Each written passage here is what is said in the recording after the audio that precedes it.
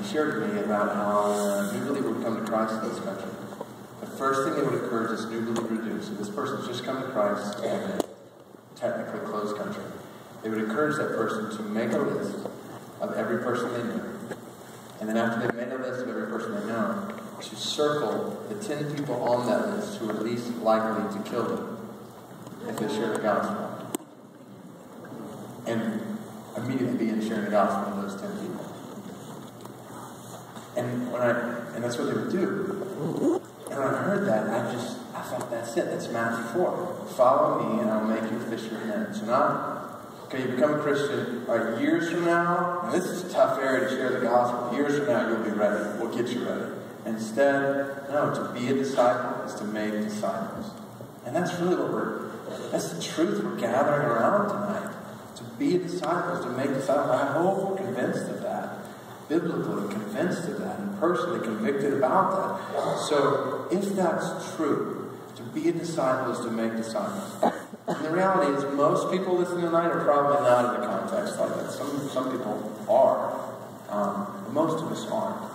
And so, as we have been praying and thinking through even this gathering of 100,000 or so people who've come tonight. So we keep throwing out the number, but it's not about the number. It's about people who are realizing, okay, we believe this. Every single one of us as a disciple is to make disciples. And we've prayed, well, what if we were to gather this time next year? I don't know when, where, what that would look like exactly. If we were to gather this time next year, and we had all of us taken this seriously, we'd not walked away like the rich young man.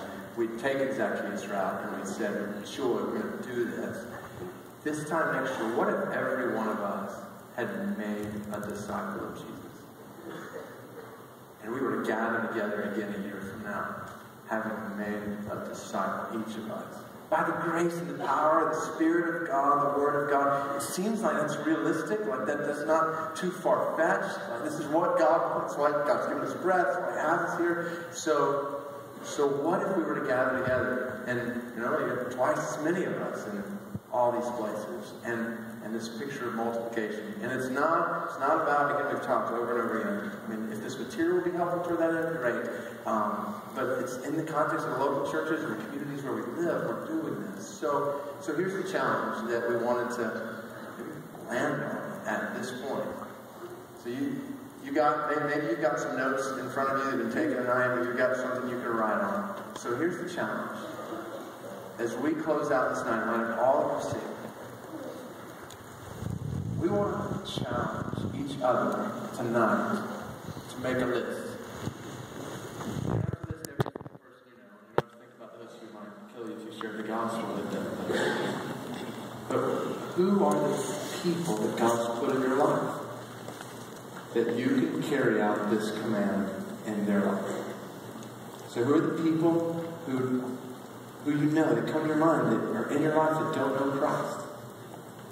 Who's the person that you know doesn't know Christ that you have an opportunity to lead to Christ, to share the gospel? Or who are the people who are not around you tonight, who would call themselves Christians, but disciple making is the last thing on their radar? Not even thinking about it. That you, over the next year, could begin to invest your life in that person or those people so that a year from now, that person's making disciples with you. And so, what I want to challenge you to do right now is make a list.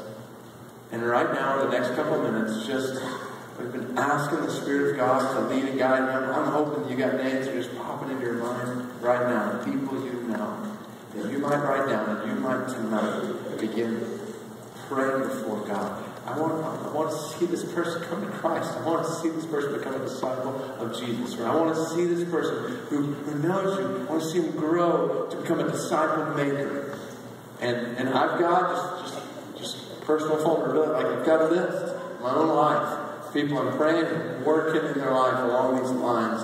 And so what if we made that list tonight and we just prayed, Lord, over the next year, we want to see these people come to Christ. We want to see disciples made into disciple makers. That's obviously the goal. So I want to invite you. Aaron's going to come and just kind of play for a minute or two. Just give you a minute to write that list. And then we're going to pray. for grace and courage and boldness to put this into practice. So let's not be the rich young ruler and walk away saying, well, that was convicting, I learned some things there. Let's walk away with, all right, here's the people I want to give my life to.